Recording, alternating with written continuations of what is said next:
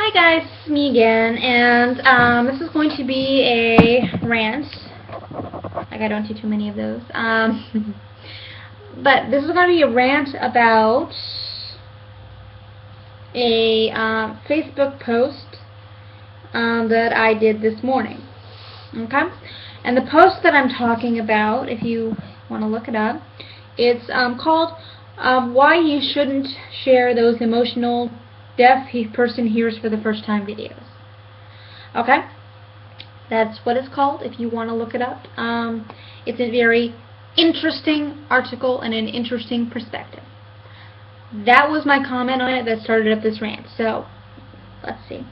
I literally we saw it on one of my friend's posts and thought it was neat, interesting, and said interesting perspective and posted it on my own timeline. Within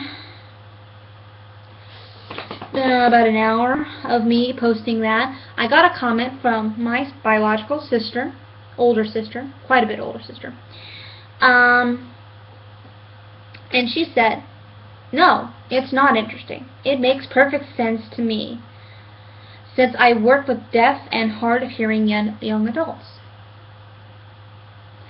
Okay, and her interesting was in quotes. Just if it denotes some form of something. Okay. So I answered back. It was interesting to read. I hadn't thought this way before, and it brought up a good point. So yes, it was interesting. I should really put on there not interesting. And I said I love you. Okay. Since he's my sister, he can say things like that sometimes. But okay. The rant, since I've given you some form of perspective on what this is based on, this article quite literally was saying why you shouldn't share those emotional deaf person hears for the first time videos. And the reasons they give were interesting in every sense of the word, as it is defined by dictionary.com, i.e., 1. Engaging or exciting and holding the attention or curiosity. 2. Arousing a feeling of interest, or an idiom, number 3, in an interesting condition, and the example they give is of a woman being pregnant.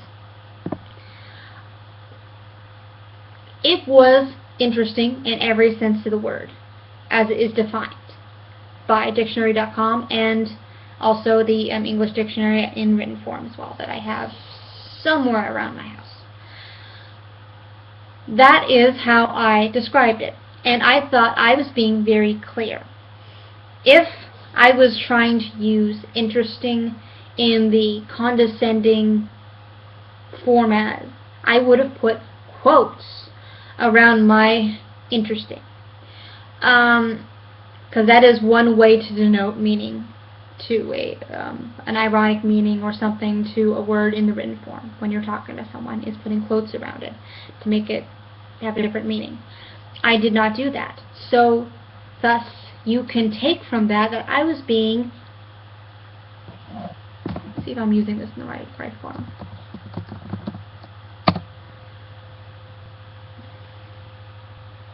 Yes, I was being literal.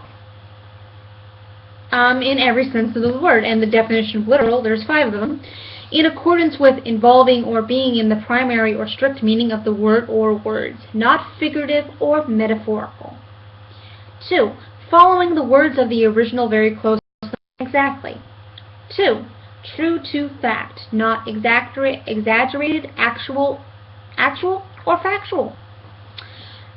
Being actually such is the 4th, without exaggeration or inaccuracy. Or 5, of persons tending to construe words in the strict sense or an unimaginative way, matter of fact, prosaic, which can actually define me very literally. Literally can define me very literally. Anyway, that's pretty much all that means. I was being very literal. Literally. I can go on like this for hours, really. It's very entertaining. But it just made me a little infuriated that my sister would say something like that when she knows me, or has known me since the day I was born, for 27 years. She knows me very well, or at least I thought she did up to this point. And she knows that I am a very literal-minded person, and that nothing I say can really or should be taken in a metaphorical or exaggerated sense. When I say something, I usually mean it. And if someone takes it in the wrong way, I am quick to inform them or to find a better word to describe how I'm feeling. Because I have two pet peeves that I am very much aware of. I do not like being called a liar. And I don't like being taken out of context or misunderstood. Those are my two biggest pet peeves with people. And she pretty much got the second one up in arms about that. But as someone that's known me for over 20 years, she should have known better. At least I think she should have known better, because she's heard me talk. She's talked with me. We've had conversations. I usually say what I mean, and mean what I say. Yeah, that's pretty much it. And she should have known better. And I find it infuriating. I love dictionary.com.